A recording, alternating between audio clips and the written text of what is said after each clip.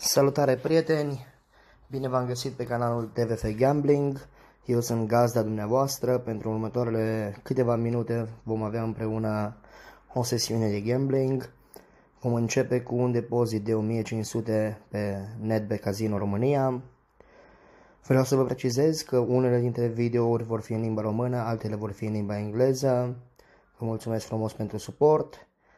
Și precizez că voi încerca să postez conținut regulat. Fără mult prea alte prezentări, haideți să trecem la un pic de acțiune împreună. Vom face câteva bonus buy-uri, după care vom încerca să facem un bonus compilation sau, dacă lucrurile merg bine, poate chiar un bonus hunt. Să începem cu Release the Kraken.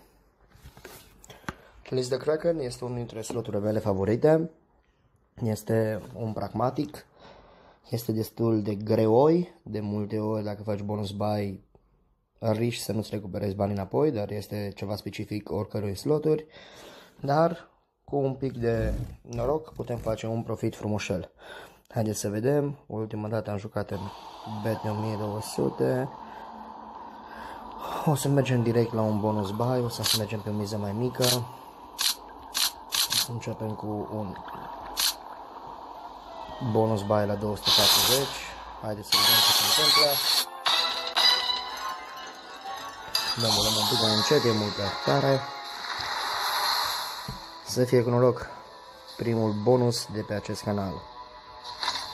1, 2, 4, 5, 6, 7 și încasează. Parcă e făcătură, totdeauna sunt 7, 8, maxim 9. Cred că am cumpărat de lungul timpului mai mult de 100 de bonusuri. Niciodată nu am reușit să am mai mult de 90. Primul spin, nu e prea rău. All win time 2. Depinde. Așteptăm un al doilea wild cât de repede. Nu se gândea absolut nimic.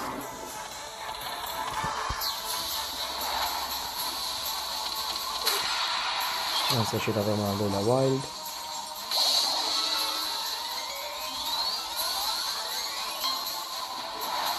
Haide! Câțiva rechinași. Nu e nu știu ce, încă suntem pe minus. Să dăm click. Dăm 100 de lei. Și ultimul spin. Time 4, din păcate nu a legat prea mare lucru. Deci pe primul bonus buy avem un minus de 109 lei. Mai încercăm unul, vedem ce se întâmplă.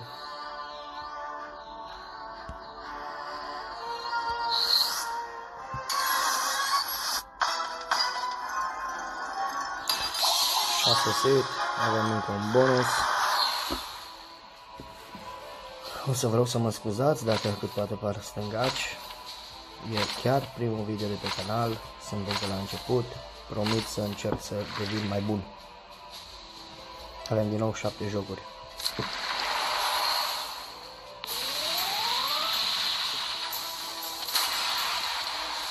Începem din nou cu un wild, no win.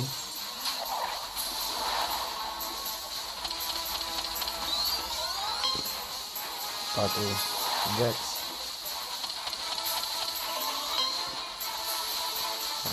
E urât. Avem al doilea wild, e un pic cam târziu, nu se leagă încă absolut nimic. Doar 2 jocuri rămase.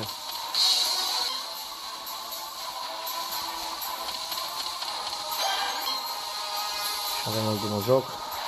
Wild-urile în poziție destul de bune. Avem câteva Kraken-uri, că prea puțin. Din nou o gaură. Vorba aia, third time is the charm. So, let's hope. Maybe with a bit of luck, we'll have some win. Dacă e pierzător, va fi ultima. Și probabil că să vă pun pe o ușoară pauză și o să încercăm să jucăm ceva sloturi normale. În momentul în care să am un bonus, o să vă duc înapoi alături de mine. Fac ce fac și numai 7 nimeresc.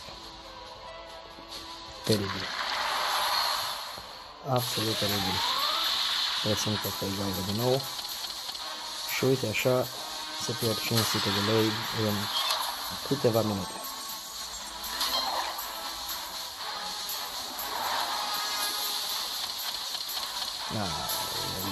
Urât.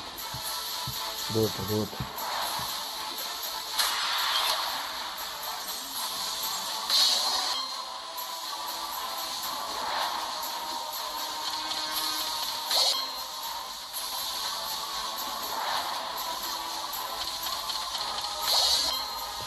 Încercăm și vechea tactică, reducem un pic miza, să vedem ce se întâmplă, poate.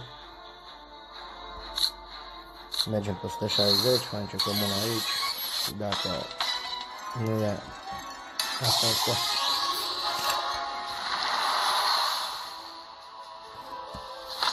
O să le iau în tura asta exact în ordine.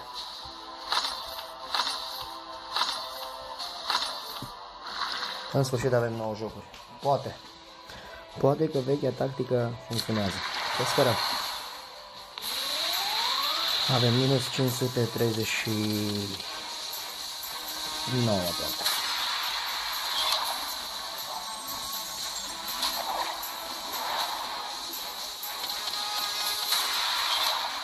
Nu e rău, începutul destul de bun, încă avem suficiente jocuri și avem 2 wild-uri pe ecran. Dacă ne vine un wild, e bine, avem cam 4. Un pic de noroc, poate recuperăm o parte din deficit.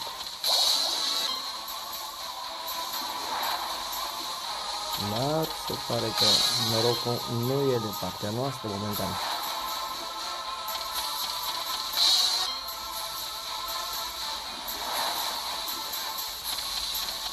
Wild-urile nu le-a aliniat absolut nimic, abia a dat banii înapoi și un minim de profit. Un foarte mic profit. Mai luăm una. Și cu asta sunt 5.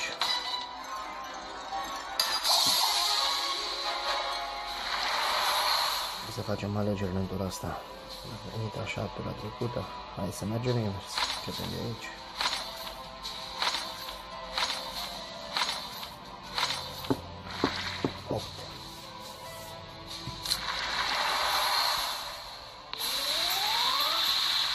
Câteodată zici că alegerile astea nu prea sunt random, sau că sunt prestabilite dinainte. În momentul în care a apăsat butonul buy, deja el știe ce o să ia și cât o să ia.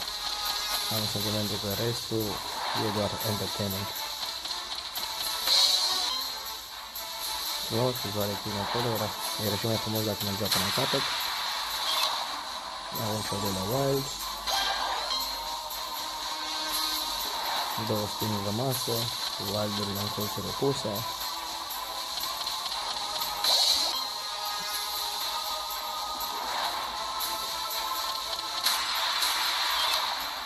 Time 5, nu știu dacă a legat vreo linie. Nu a legat niciodată. Spus că e ultimul, dar o să mă duc înapoi la 2 pomize mai mari și să mai facem lucruri. Dacă e necâștigător, vedem după aia ce facem.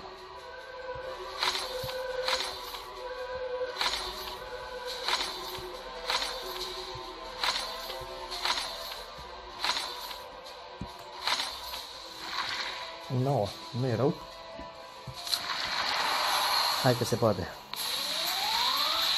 Acum un 200x și suntem la banii noștri.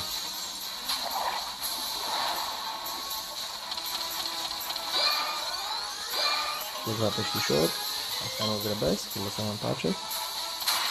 Îl dau și al doilea wild. Mai sunt 7 spinuri.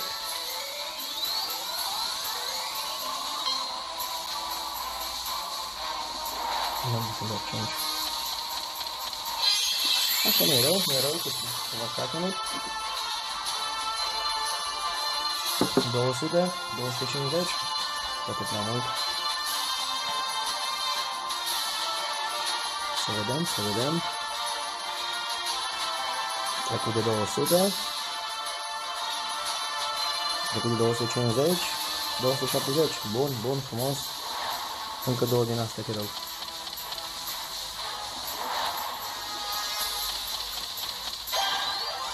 Aproape nimic. Haide.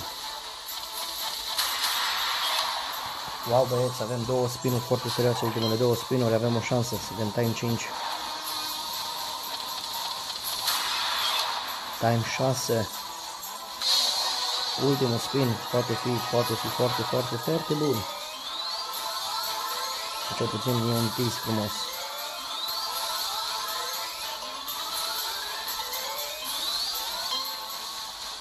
Potențiale. Le-a așezat bine. Este băieți. Frumos. Ultimul spin foarte frumos. Crackerul acolo în colțul din partea stângă, deosebit, frumos. Și uite așa aproape când a revenit. Nu știu dacă total, dar cât de cât. Am mai așteptat din gaură. Suntem în 750. Trecut de 800. E bine. 900. Suntem la banii noștri. E bine, e foarte bine dacă vă amintiți piesa. Frumos. 957, foarte frumos. Uite, așa avem 100 profit. Hai să facem și câteva spinuri aici. Tot în BD4, poate prindem cufărul. Sau...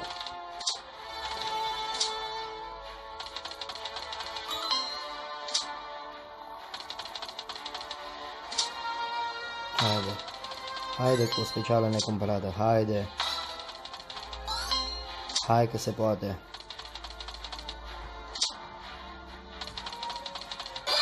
Câțiva rechini. Păcat până la Galina de Aș.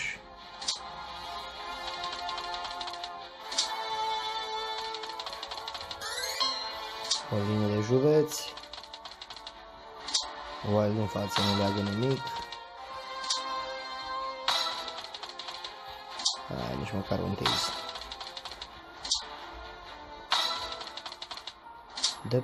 Dă bonus pe prima linie și după aia absolut nimic. Din nou, bonus și absolut nimic.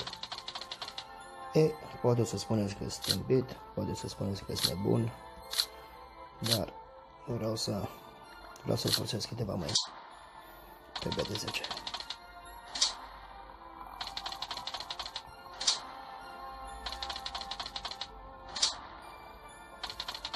Haide.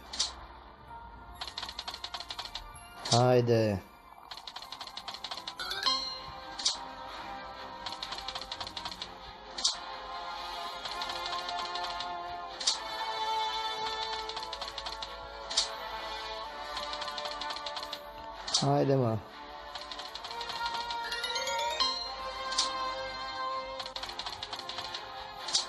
Mystery Win ceva.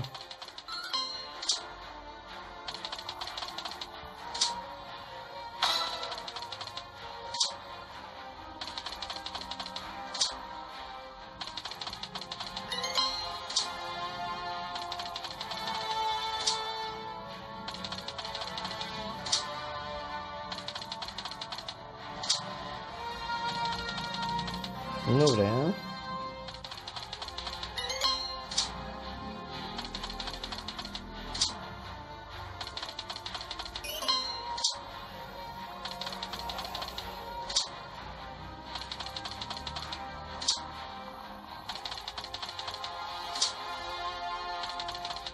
Mergem din nou pe coborârea mizei. Să mergem din 10 în 8. Vedem dacă îl impresionează.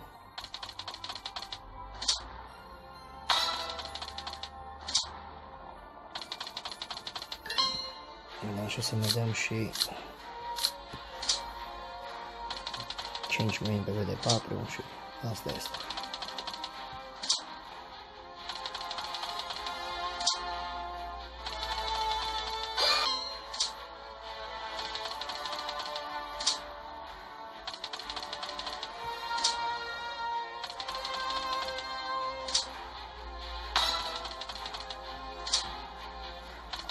Facem note, băieți? Mai dăm un bonus? Hai să luăm fi. Puteam să băgăm cu câștig 100, nu m-am dus. Voi bani, câștig să pierd și puteți te numești. Nici nu știu cum să le aleg. Să le luăm pe astea 5 de mijloc și mai vedem. 1, 2, 3, 4, 5, 6, 7,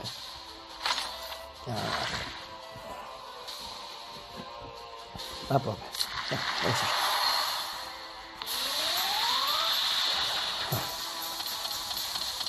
Niciun wild.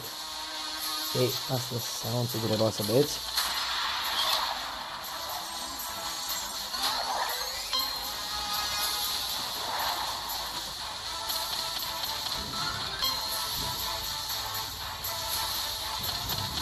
Probabil că nu o să facă nici măcar 100 ca să ne ducă înapoi la 1000.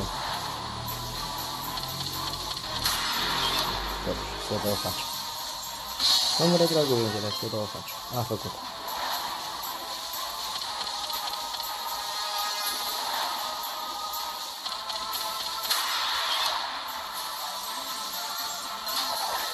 Prea puțin, prea târziu.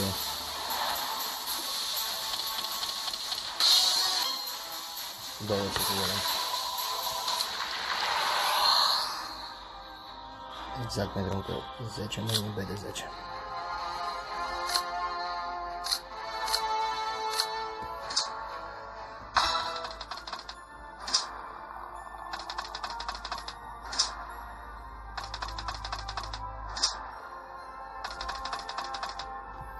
Ne-a dat o mystery, ceea ce nu e prea specific, de obicei dă mystery.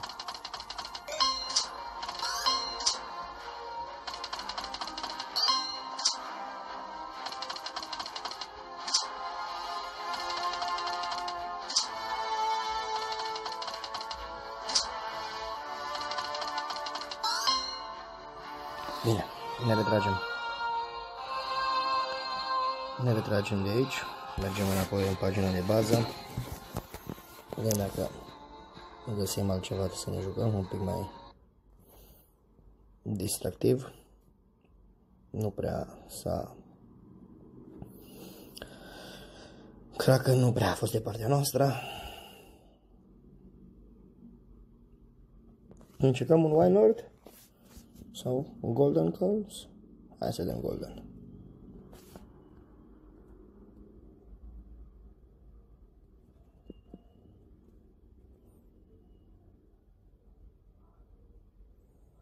Hai să vedem un Golden Calls.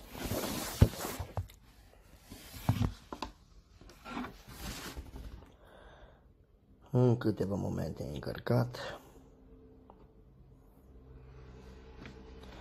Băieți, gambling-ul e un sport periculos. Mai bine beți o bere și vă relaxați. B de 10? Începem cu 5. Începem cu 5 câteva spină și apoi urcăm.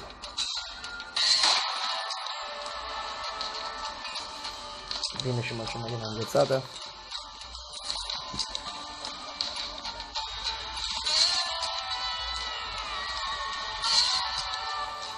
Mai câteva mâini împreună, după pe pauză, vă dau un bonus cum oarecum preferați. Vreți să vedeți realitatea sau doar bonusurile? Puteți să lăsați un coment în care să-mi spuneți cum preferați să vedeți videoclipurile. Vreți să vedeți full jocul sau vreți să vedeți doar bonusurile? Haide, primul bonus? Nu e.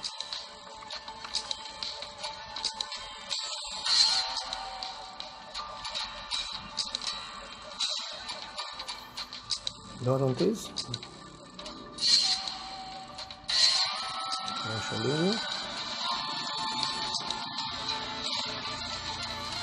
Doar un tiz.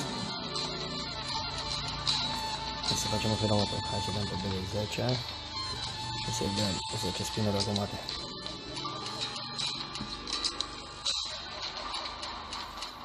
Poate.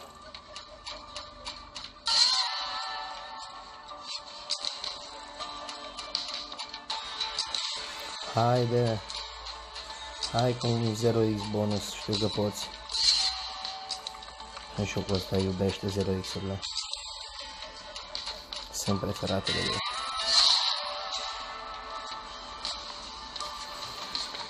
Vreau să vă mărturisesc că am avut și o experiență frumoasă pe Wild North din un bonus de 200 de lei. Am reușit să urc până la 1500. Sunt din când în când.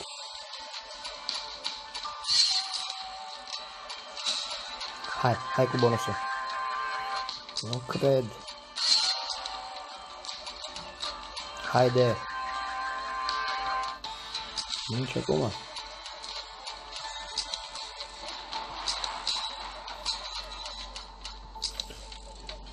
Ce se întâmplă, băi? Golden Calls, ce se întâmplă? Vrei să mergem la fragele tău? Vrei să mergem la Wild North?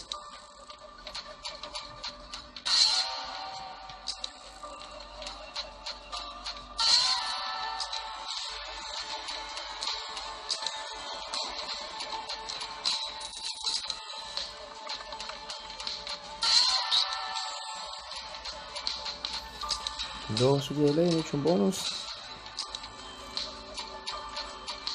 Vedeți, nu jucăm Bonanza, jucăm Golden Calls. Nu se dea bonus.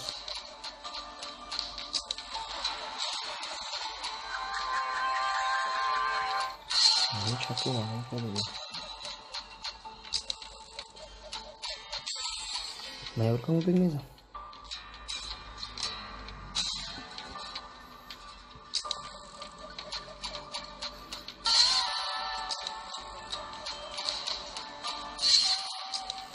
Hai bine.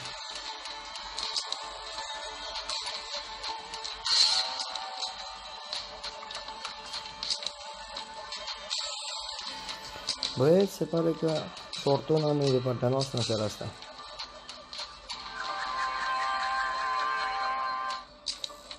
Nu vrea. Abandonăm.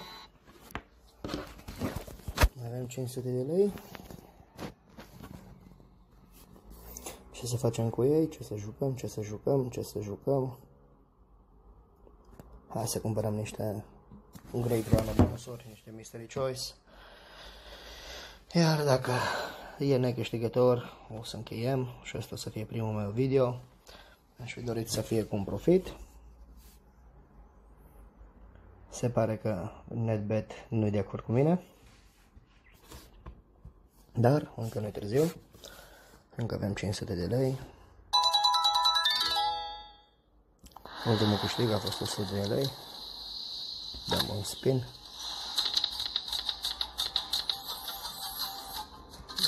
Coborăm un pic miza. Hai să luăm pe 160.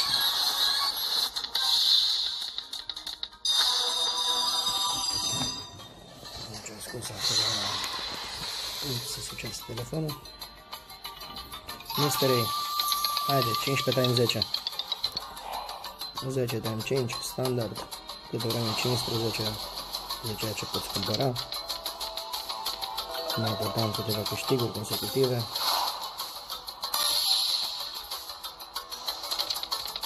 Bun, avem încă un câștig. Ne trebuie o damă în față, nu a venit. Da, să facem mai departe, 30 de lei. Nimic.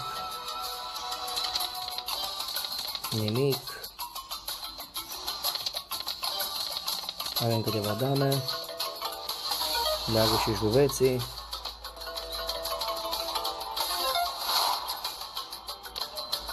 Și uite tot. Suntem la 50 de lei momentan. Rozav, Dead Spin City, încă un Dead Spin, încă un Dead Spin, fabulos, fabulos, 50 de lei, 18 gaură, mai cumpărăm una.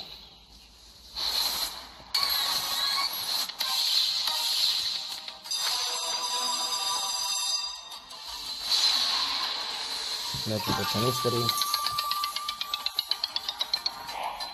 15 time 1. Cel mai standard dintre standard. Știu, să spuneți că nu există așa ceva.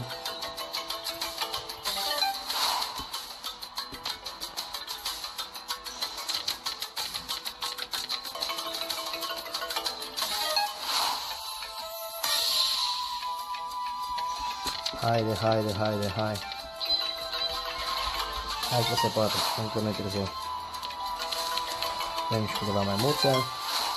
Un juvete în față, pe care bun și el. Un juvete în față, un aligator pe 3, nu.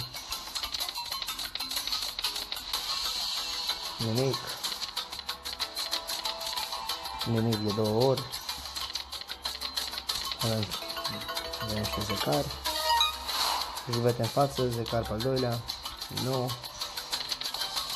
Bun, avem câțiva aligatori și valdură de sus, 11 lei. Nimic mai departe. Încă un nimic, era frumos acolo. Încă un 10 lei. O as pe 2. As pe 2. Aia era frumos, un as pe 2.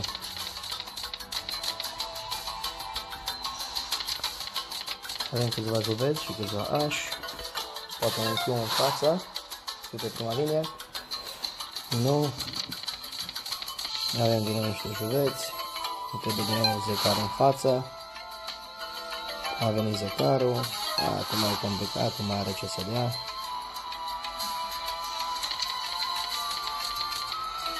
Câțiva juveți. Da, foarte frumos, 24 de lei, deosebit. Câțiva ași. Un juvete pe 3, se poate? Nu. Deci tot gaură, dar ar mai progresat un pic. Mai luăm una.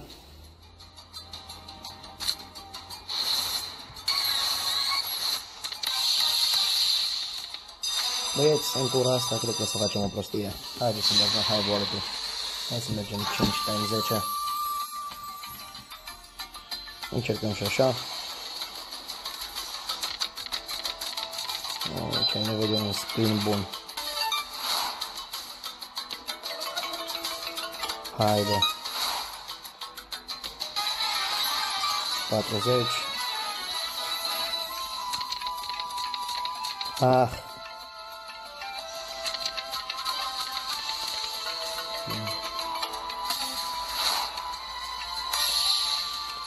Doar 2 monede, avea nevoie de 3. Nu dead spin.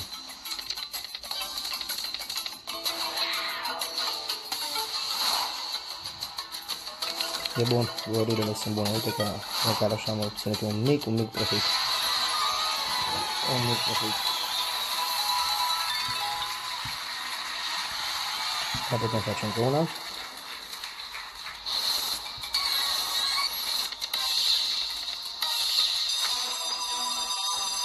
Foarte, foarte rar să dăm nevoie de 4 monezi. Foarte rar. Mergem din nou mystery. Uite, în sfârșit suntem pe dus. 15 time 5 este 20. Bun, n-a început cu dead spin. Time 6.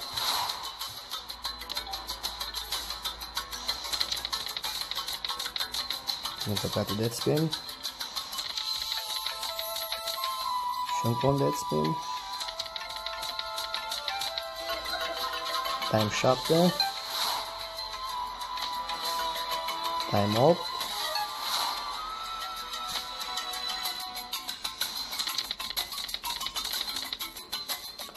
Bune mega ori și niciun câștig. Haide.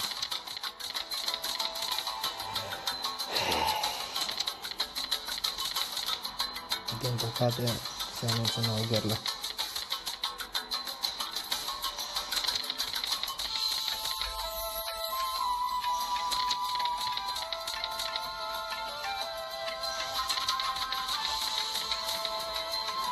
Dead Spin City. Incredibil așa ceva, băieți, incredibil. La ce folos ai 15 spinuri dacă toate merg în gol? La ce folos? Capa în față? Nu. No. Foarte bun, incredibil, deosebit, e ceva mai rar așa ceva. Așa mare câștig, nu știu cum o să iei banii acasă. Probabil că e ultimul. Am vreo 70-100 de lei pentru o mână de blackjack. Mai mergem o dată în misteri. Avem acum 5 time 1, 10 time 10. Hai! Nu mai spune nimic. După 14 dead spiruri.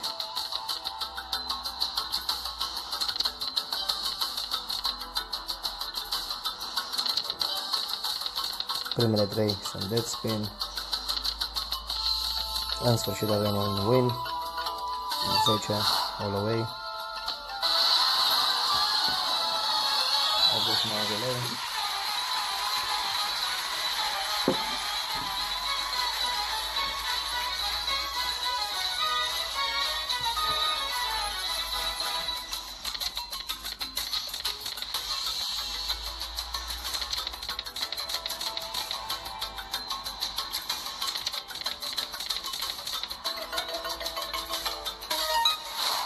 Aligator în față. Haide cu aligatorul la față.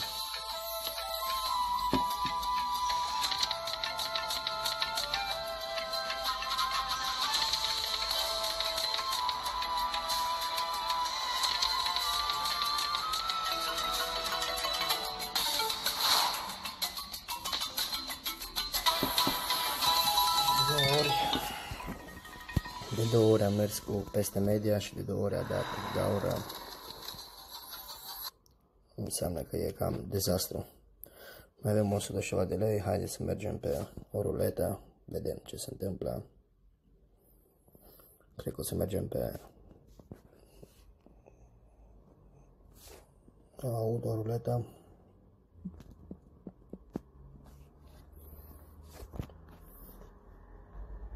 Mergem pe normal sau mergem pe auto lightning sau mergem pe normal? E efectiv e o mână. Mergem pe lightning. Evolution Gaming.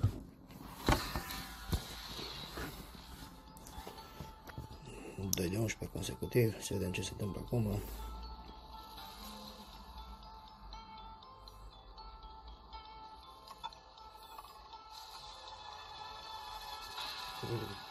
De 3 ori consecutiv tier. Foarte bun. Mergem pe 1. Haideți să începem cu zona 0. Și tier. Bets closing. No more bets, please. E gata, bets. Bets accepted.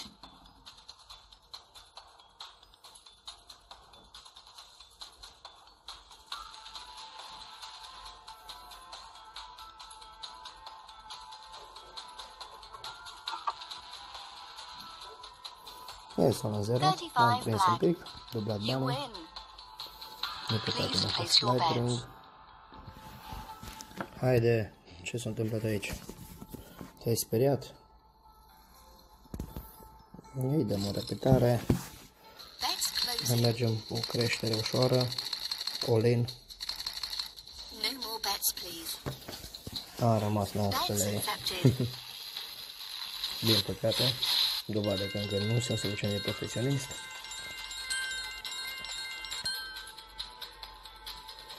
Un 3 acum ar fi foarte bun. Și a dat 4. Frumos. Frumos.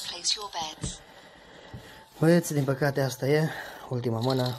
Să mergem pe 17, 25, 34 și 0. Bets closing. No more bets, please. Bets accepted. Nici videoclipul nu mai vrea să se filmeze și telefonul s-a supărat pe mine. Auzim măcar ce se întâmplă, dacă nu și vedem.